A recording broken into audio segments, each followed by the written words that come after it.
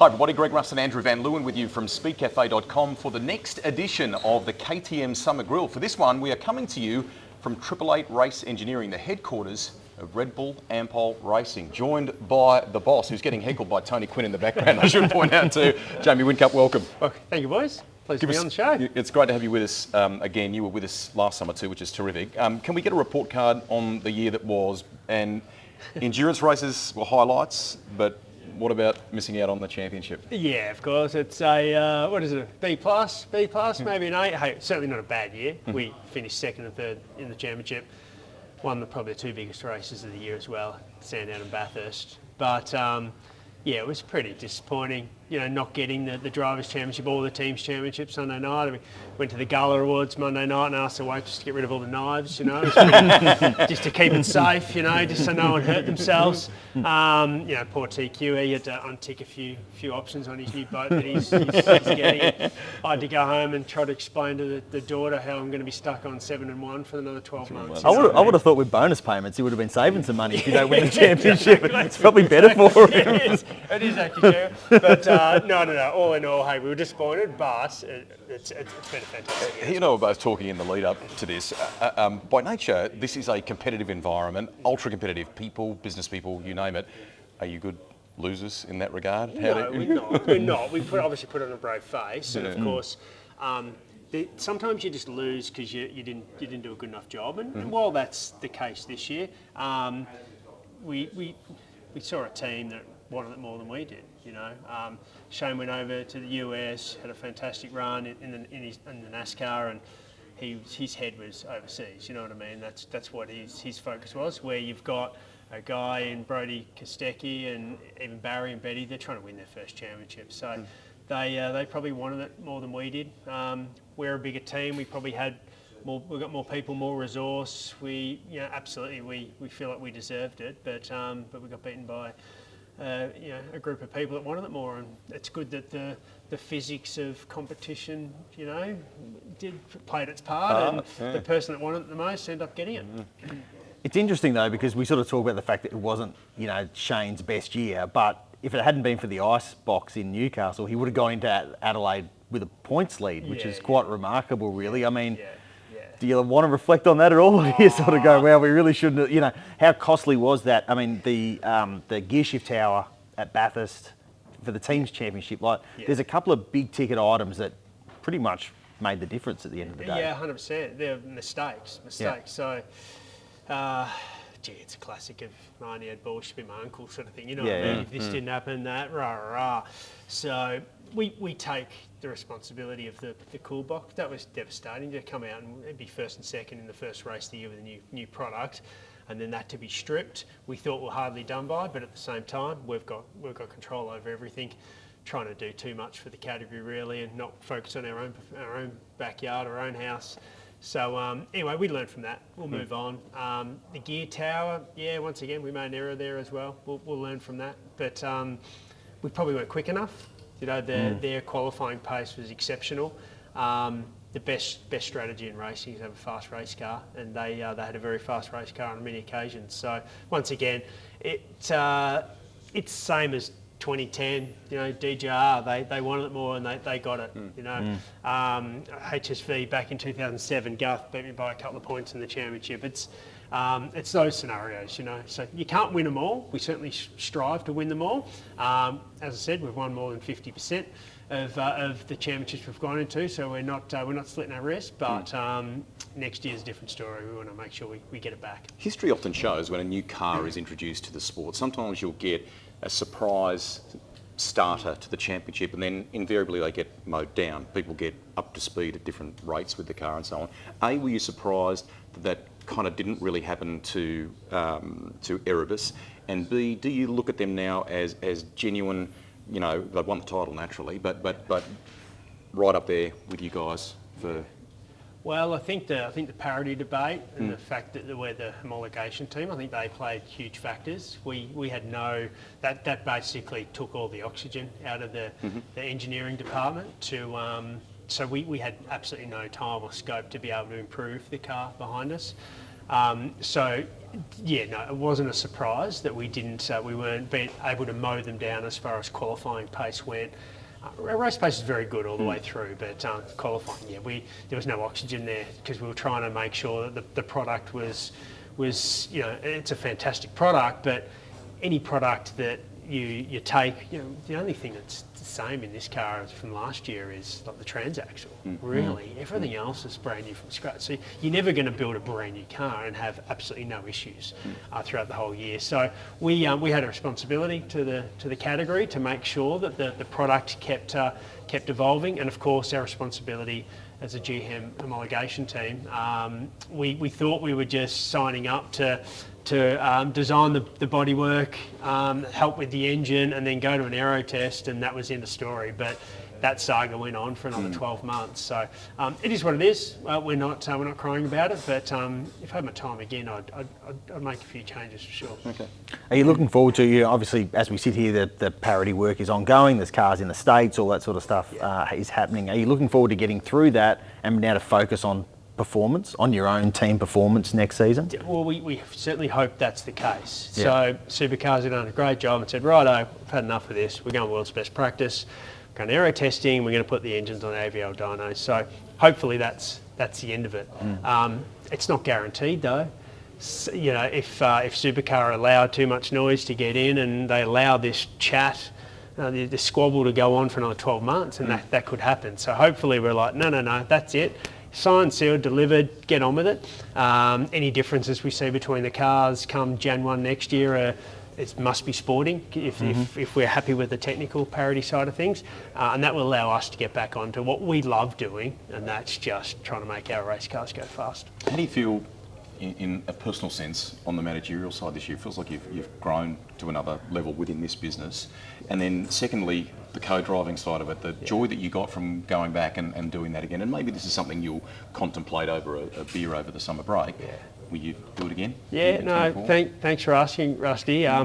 Your first year out of full-time driving, that's the easy one. You've got all this muscle memory, you've still got all this experience. You get in after a few months off, you feel crisp, you feel relaxed, you feel regenerated, and off you go. And you've got huge muscle memory and happy days. It's the second year that's hard work. You can't just rock up the second year and do a good job. So I worked pretty hard all year behind the scenes. Like obviously I'm managing this place and all sorts of life and everything else that's going on in my world, but I really want to do a good job. So I was satisfied with my performance after Santa, quietly satisfied. I was there for the team, I was there for Brock, but when I go home and look myself in the mirror, I went, no, you did all right, mate, you did all right. So I'd love to do it again, but there'll be a time where the workload outside of co-driving doesn't allow me to be a co-driver, and I don't want to be a half a co-driver. I don't just want to rock up and drive. I want to make sure I do a good job. So massively enjoyed the experience, but my challenge is right here in this building where most supercar teams are 20, 25 people. We're 65 people here. We race supercars, we race GT cars, we're a manufacturing facility. We're the Australasian distributor for AMG parts, cars and racing. So there's a lot. This is a big organisation. I feel like I've learnt the business the last 2 years. Now it's time to really keep that trajectory going, start looking down the road a little bit more, get out of the trench, maybe put the shovel down, because I've got this great management here. Put the shovel down and start looking forward, and the possibilities are endless. A team of this potential in this country, where we can go from here is absolutely endless. So that's my job to get behind the wheel of the bus, and off we go.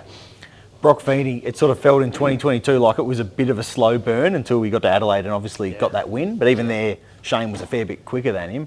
This year, I feel like his evolution has been rapid. And, maybe 12 months ago, if Shane was leaving the team, you'd be going, okay, this is not great. But I feel like you've got a team leader ready to go there in that kid. He is just so good. Yeah, I agree. When you're young, the learning curve is quite steep. I play a bit of a fatherly figure. I don't want Brock to read too much of his own press and be pumped up too hard, because we've seen how that goes pear-shaped really quickly. So I'm there with his parents, trying to keep him level-headed. He is a very well level-headed kid. He comes from great family. He's got really good morals and really good values as well, which is perfect for this environment. But no, I'm as excited as you are to see what he's going to be able to do the next couple of years. I think his wings will grow a bit bigger now that SVG's moved on. Yeah. He's only 21 or something, but he's now got to show some experience. You know what I mean, and be a bit of a leader and help the engineering team to point in the right direction. So I'm really looking forward to see how he performs the next couple of years. How big, now that he's sort of bound for the States, is the loss? And we've had, during the course of chatting for the Summer Grill here, someone referred to Will Brown like the new Craig Lowndes in terms of his effervescence and his smile and so on. Yeah. He's coming to a different home here. Can that aspect of him flourish? Yeah, as far as SVG goes, he's going to be a massive loss. He's been a superstar in our sport for a long time. He raised the game of driving standards.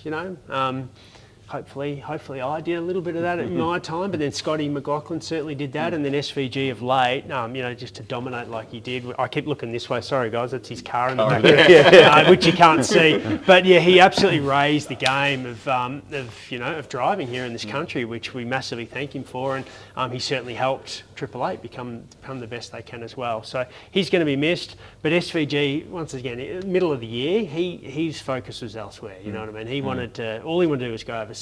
So it's definitely time for him to go, boom, new challenge. Does that mean no Enduros? I mean, the goal would have been to try and keep him if you could for Bathurst, but it looks like such a massive schedule that he's got on. We're keeping that open, but as you say, if I take a guess right now, there's little to no chance he's going to be back purely because of his massive schedule going on. But we've got a new recruit in Will Brown, superstar kid. Once again, great values, great morals, really suits the team environment. Gets along well with Brock also. I've got them to both make a promise. I want to make sure it's not an Alonso Hamilton scenario at McLaren back in 2008, where they were just two kids at a similar age just trying to kill each other and then get beaten by Ferrari.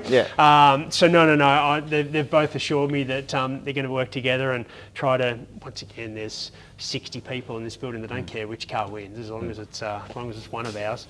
So I'm excited. On paper it looks fantastic, but it's going to come down to managing the crew well, and then empowering them to just go out there and have a crack. So as you referenced, the 97's over there. We call it the 97. Yeah. What are we calling it next year? The Triple Eight? To be confirmed. Come on. Well, Come on. We're gonna try to make sure we launch well. It feels like a start of a new era next year. So we're going to do something special for the launch, and part of that launch will be maybe a new number. A new number. Watch your space. We can't do the wrong thing here when you've been very good to let us in and film today, but it looks like some new cars being built as well. What can you tell us in that regard? Yeah, both drivers have new cars for next year. We're going to build one, but it's nothing like driving a used car, so we didn't want to put Will in. Will Brown should be used to used cars. Yeah, he sells them for a living. Exactly.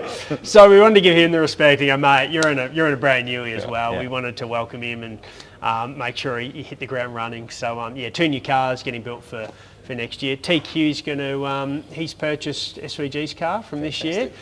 He's going to take that to New Zealand and use it for ride days and things like that. So that's quite cool. So at the moment we're half built two new ones. The mechanics are actually off today, so they've already started their holidays. They clock up a stupid amount of days in lieu, working 13, 14 weekends of the year. It's a huge schedule. So big break over summer. First time I've had a break for a while because of the Gen 3 build last year and the design the year before. So hopefully they'll come back refreshed. They'll get half-built cars and then have a month to get them ready for the first test day. Looking at the series to come, 2024, with an overview hat for a second, we've had so much movement of drivers and things in the pit lane at the end of 23. Yeah. A condensed Tickford, for example. How competitive do you reckon next year on paper is going to be? I think it's great. We've still got an awesome product in the Gen 3 product. Plus, as you say, there's all these movements between drivers, teams, engineers, the whole lot. So, no, it's the package is fantastic. You know, we'd love to be doing more rounds. There's obviously we feel like there's some missed opportunity here and there and all over the place, which has been publicised. But we've still got a great product. We've still got Bathurst. Interesting to see how this 12-hour Bathurst 500 sort of week-long festival will pan out. So let's give that a go. I've spoken to a few people you talk to in the street, you know, they come up, oh, Johnny, they're like, yeah, we're interested in going to this week-long festival, so it could draw a decent crowd.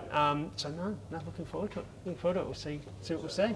Awesome. Thank you very much for talking to us on this edition of the KTM Summer Grill. We wish you the best for Thank you, boys. the Christmas break. There is a sign just over his shoulder that says, assume nothing, be consistent, think innovatively, and have fun. That's a great way to wrap up this edition of the KTM Summer Grill here from the 888 Race Headquarters. Make sure you tune back in, speedcafe.com tomorrow to see who our next guest is.